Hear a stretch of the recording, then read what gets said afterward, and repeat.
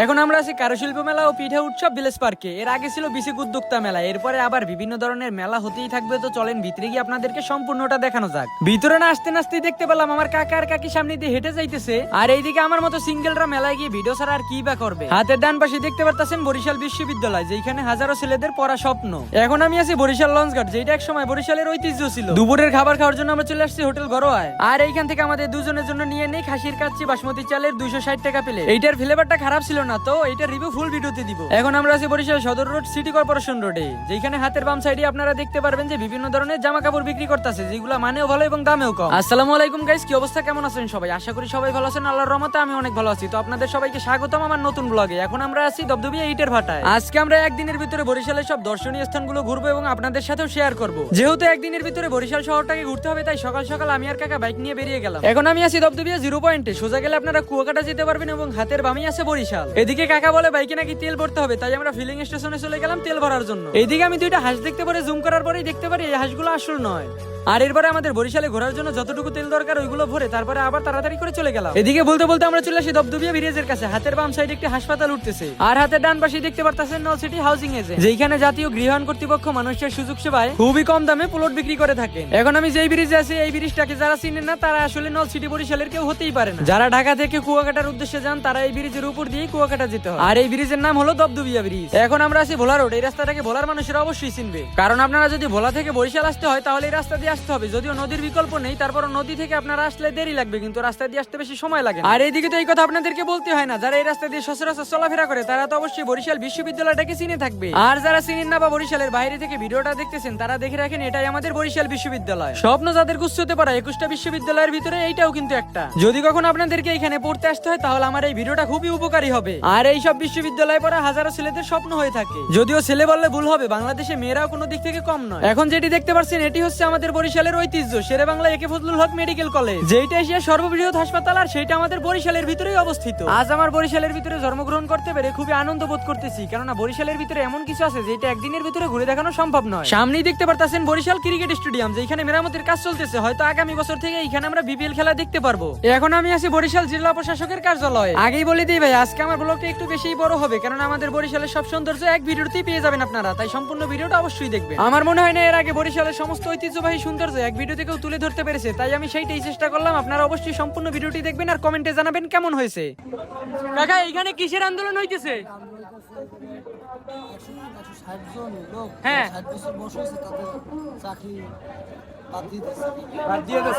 City কর্পোরেশনের চাকরি মানে 160 জন লোক 60 বছর বয়সী বৃদ্ধ লোকেও বাদ দিয়ে দিয়েছে, কোনো বাধা দেয় নাই বা কিছু সাহায্য সহযোগিতা পায় নাই। আচ্ছা,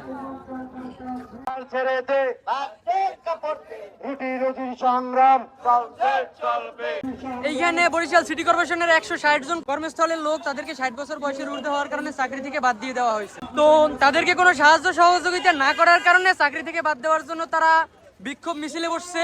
তাদের এই আন্দোলনের কারণে আমরা গাড়িতে করে যেতে পারি না, এবার আমাদেরকে হেঁটেই চলে আসতে হয়েছে। হাতের সামনে আছে বিবির পুকুর পার। বরিশালে থাকে কিন্তু বিবির পুকুর পার চেনে না এরকমের মানুষ খুঁজেই পাওয়া যাবে না। যদি আমরা দুপুরবেলা গিয়েছি তাই কোনো লোক নেই, তারপরও রাত্রে যখন এইখানে আসবেন তখন দেখতে পারবেন যে লোকের কোনো অভাব নেই। আর হাতের এই বাম পাশের স্টলগুলোতে বিভিন্ন ধরনের মাশরুম এবং বিভিন্ন ধরনের সুন্দর সুন্দর খাবারের আইটেম পাওয়া যায়, যেটা বলতে পারেন আপনি বরিশালের ভিতরে বিখ্যাত এবং বিবির পুকুর পাড়েই অবস্থিত। তাই যারা বরিশাল আসবেন অবশ্যই বিবির পুকুর পার ঘুরে যাবেন এবং এইখানের খাবারগুলো টেস্ট করে দেখবেন যে কেমন লাগে আপনার কাছে। এইখানে ঘোরাঘুরির পরে আমাদের অনেক ক্ষুধা লাগে গিয়েছিল, তাই আমরা খাবার খাওয়ার জন্য চলে গেছিলাম ঘরোয়া হোটেলের ভিতরে। আর সেইখানে গিয়ে নিয়ে নিয়ে বাসমতি চালের খাসির 2 প্লেট খাচ্ছি, আর যেটার পার প্লেটের দাম পড়ছিল 280 টাকা। এটা যদিও কোনো স্পন্সর ভিডিও না, তারপর আমি বলে দিই ভাই এটার খাবারের স্বাদটা একটু ভালোই ছিল। আর এইখানে খাসির মাংসগুলো খুবই নরম ছিল, হাতে নেওয়ার আগেই গলে যাওয়ার মতো পালা, যেটা আপনারা ভিডিওর ভিতরেই দেখতে পাচ্ছেন। আমি হাতে মাংস নিয়ে দেখাতেছিলাম, যদিও এইখানে আমি অরিজিনাল সাউন্ড বন্ধ করে দিয়েছি, কারণ এখানে অনেক বেশি নয়েজ হইতেছিল। যাই হোক, খাবারের সময় বেশি কথা বলতে হয় না, তাই হালকার উপরে একটা ভিডিও করে খাবারটা আবার শুরু করে দিলাম। আর আপনারা যারা কখনো ঘরোয়া হোটেলে খান না, তারা একবার হলেও ট্রাই করে দেখবেন। এইখানে গরু খাসি দুইটাই অ্যাভেলেবল। এরপর এইখানে খাবার খাওয়ার পরে কিছুক্ষণ ঘোরাঘুরি করার পর আবার আমরা চলে আসলাম হান্ডি করাইতে।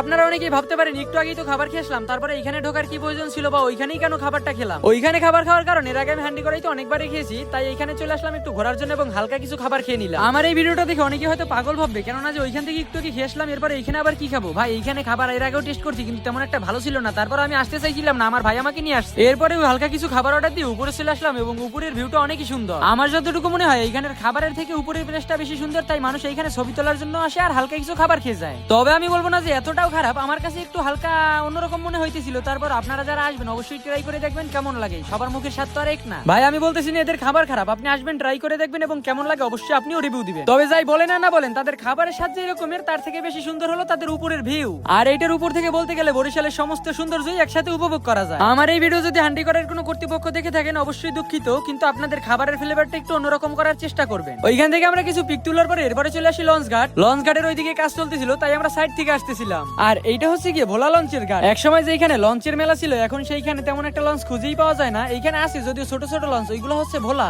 যারা এখান থেকে ভোলা যায় বা ভোলা থেকে এইখানে আসে তারা অবশ্যই এই স্থানটিকে চিনে থাকবে। আমার এই ভিডিও যদি ভোলার কোনো ভাই দেখে থাকেন তাহলে অবশ্যই কমেন্টে জানাবেন আপনি কখনো লঞ্চে কি বরিশাল এসেছেন বা বরিশাল থেকে ভোলা গিয়েছেন। সামনে যে লঞ্চ দুটো দেখতে পাচ্ছেন এটা হচ্ছে বরিশাল টু ঢাকার লঞ্চ। আর আমাদের বরিশালের লঞ্চগুলো এতই বড় যেটা তো আপনারা দেখেই বুঝতে পারছেন। এক সময় যে লঞ্চ ঘাটে দুপুরবেলা এসে বসে থাকতে হতো, হাজারো মানুষের মেলা ছিল, এখন সেই লঞ্চ ঘাটে কোনো মানুষই নেই, কেননা গাড়ি হওয়ার কারণে সবাই এখন তাড়াতাড়ি ঢাকা চলে যায়। কিন্তু যারা প্রকৃতভাবে লঞ্চ প্রেমী তারা অবশ্যই লঞ্চে করে ঢাকা যাবে। যেমন ধরেন আমি, আমার কাছে গাড়ি থেকে লঞ্চে ঢাকা যেতে ভালো লাগে, কিন্তু তাড়াহুড়ার কারণে যদিও দু এক সময় গাড়িতেই যেতে হয়। আসসালামু আলাইকুম, আমি জাহিদুল হাসান ইমন। আমি এখন আছি বরিশাল নদী বন্দরে। আগে যেইখানে মানুষ হাজার মানুষের মেলা ছিল সেইখানে এখন লোকই খুঁজে পাওয়া যায় না। হয়তো গাড়ি হওয়ার কারণে স্রোতের টানে মানুষগুলো ভেসে গেছে। এটা ছিল আগে আমাদের স্মৃতি, বরিশালের ভিতরে লঞ্চের একটা ঐতিহ্য, এখন সেইটা হারিয়ে গেছে। এরপরে আমরা লঞ্চ ঘাটে ঘোরাঘুরির পরে কিছু পিক তোলার পরে চলে আসলাম বেলস পার্কে। আর এইখানে এসেই দেখতে পারি হাজার মানুষের মেলা, কারণ বেলস পার্কে গতকাল থেকে কারুশিল্প পিঠা উৎসব শুরু হয়েছে। আর এইখানে আসবো না এটা কোনো কথা হইলো? যদি আপনি এইখানে গেলে আমাদের মতো ছেলেদের খুব কমই খুঁজে পাবেন, এইখানে যদিও বেশিরভাগ ছিল মেয়েরা। আর আমার বন্ধু পার্কের ভিতরে ঢোকার পরই তার শরীরে আলাদা একটা জোর চলে আসে, তাই সে আগে আগেই চলে যায়। হাতের সামনে যে রাইড গুলো দেখতেছো না, তোরা যে পোলাপাইন অল্প বয়সে প্রেম করো তাদের গার্লফ্রেন্ডের বিয়ে হইবে, তারপরে তোর মামা ডাকবার, সেই ছেলে মেয়ে নিয়ে এখানে ঘুরতে আসতে হবে। আমার বন্ধুর অনেক ভাইরাল হওয়ার শখ, তাই সে ক্যামেরার সামনে এসে বারবার তার ফেসটারে দেখাইতেছিল। যাই হোক ভাই, তোরা অল্প বয়সে প্রেম করিস না, তাহলে কিন্তু এই দোলনায় তোরা বাইকনে ছাড়া আর কিছুই পাবি না। এই পার্কের ভিতরে ঢোকার পরে আমি যতগুলো লোক দেখলাম তার ভিতরে বেশিরভাগই ছিল কাপল। আর ভাই তোরা কিছুদিন পরে মামা ডাক শুনতে অবশ্যই রেডি থাক। এইদিকে একটা জিনিস আমি কিছুতেই বুঝতেছিলাম না, বন্ধু আমার হয়তো পিছনে কিছু দেখছে তাই বারবার ওই দিকেই তাকায়। যাই হোক, সে তার মতো উপভোগ করতে থাকুক, আমিও আমার মতো ভিডিও করতে থাকি। এইখানে আসলে আপনারা পেয়ে যাবেন কারুশিল্পের বিভিন্ন ধরনের আসবাবপত্র, আর সাথে থাকছে বরিশালের বিখ্যাত পিঠা। তোমরা যারা বরিশালেই থাকো কিন্তু এখন এই মেলায় আসতে পারো না, তারা অবশ্যই অনেক কিছু মিস করছো, কিন্তু সেইটা আমি এখন বলবো না। আমার ভিডিও অনেক বড় হয়ে যাইতেছে, তাই এইখান থেকে এখন বেরিয়ে পড়বো, কেননা যদিও আমার ভিডিওটা ছিল একদিনের ভিতরে বরিশালের সব ঐতিহ্যবাহী জায়গা, যদিও আমাদের বরিশাল এতটাই সুন্দর যেটা একদিনে ঘুরে দেখানো সম্ভব না, তারপরও আমার যতটুকু সম্ভব সেইটা আমি চেষ্টা করতেছি। এখন আমরা আছি 30 গোডাউন। বরিশালেই থাকে আর সন্ধ্যাবেলা 30 গোডাউন আড্ডা দেয় না এমন লোক খুব কমই পাওয়া যায়। আপনারা ভাবতেছেন 30 গোডাউন হাতের বামে, কিন্তু এইদিকে কই যাইতেছি, এইটা হচ্ছে নতুন রাস্তা। যদিও এখানে কোনো দোকান নেই, লোকজন নেই, তারপরও চলেন আপনাদেরকে একটু নতুন রাস্তাটা ঘুরে নিয়ে আসি। লোক নেই বলতে বলতে হাতের বামে এবং সামনেই দেখতে পারছি অনেক লোক আছে এবং বাইকও নিয়ে আসছে। বলতে না বলতে সামনে দেখতে পেলাম আমাদের দুটো আপু দাঁড়িয়ে আছে, তাই আমরা একটু সামনে গিয়ে আমাদের বাইকটা এখানে পার্কিং করলাম। মনু, মোরা এখন কই আছি? 30 গোডাউন। বরিশালের মানুষ বরিশালের ভাষায় কথা বলবো না, এটা কি আর হয়? এতক্ষণ যদিও শুদ্ধ বলতেছিলাম, তাও একটু বরিশালের ইন্ট্রো মাইরিয়া দিলাম। আর অবশ্যই তোমরা বলবা যে আমার বরিশালের ভাষাটা ভাল লাগে নাকি এই শুদ্ধ ভাষায় কথা বললে ভাল লাগে। যদিও নেক্সট টাইম আমি শুদ্ধ ভাষা থেকে বরিশালের ভাষায় কনভার্ট করব, কারণ আমার আঞ্চলিক ভাষা মাতৃভাষা বরিশালের ভাষা, এইটা আমি বলবো না সেটা কখনো হইতেই পারে না। যদিও সন্ধ্যা হয়ে গেছে, তাই দেখো সামনে কোনো লোকের অভাব নেই। এরপরে সামনে হাতের ডাইনি দেখতে পাচ্ছ অনেকগুলো চেয়ার রাখা আছে, যেখানে বন্ধু বান্ধব নিয়ে সবাই ঘুরতে আসে আর এইখানে বসে কফি এবং চা খায়। তো যাই হোক প্রাণপ্রিয় বরিশালবাসী, আমার এই ভিডিওটা কেমন হয়েছে অবশ্যই কমেন্ট করে জানাও। যদিও আমি আমার এক ভিডিওর ভিতরে বরিশালের সমস্ত সৌন্দর্য তুলে ধরার কথা বলছিলাম, তারপরে যতটুকু সম্ভব চেষ্টা করছি। আর আমাদের বরিশাল এতটাই বড় যেটা একদিনে ঘুরে দেখানো কখনোই সম্ভব নয়, তারপরে আমার যথাসাধ্য চেষ্টা আমি করছি। তো যাই হোক গাইস, আমার এই ভিডিওটা তোমাদের কাছে কেমন লাগছে অবশ্যই কমেন্টে জানাবা। আর এরকমের নতুন নতুন ভিডিও পেতে অবশ্যই চ্যানেলটি সাবস্ক্রাইব করে পাশে থাকা বেল আইকনটি বাজিয়ে অল নোটিফিকেশন ক্লিক করে রাখো, কারণ এখন থেকে আমার এই চ্যানেলে বরিশালের বিভিন্ন জায়গায় ট্রাভেলিং ব্লগ শুরু হবে। তো গাইস, ভালো থাকো তোমরা সবাই, যে ভালোর শেষ নেই, অনন্ত শান্তি চিরন্তন প্রত্যাশায় বিদায় জানাচ্ছি তোমাদের সবাইকে। আল্লাহ হাফেজ।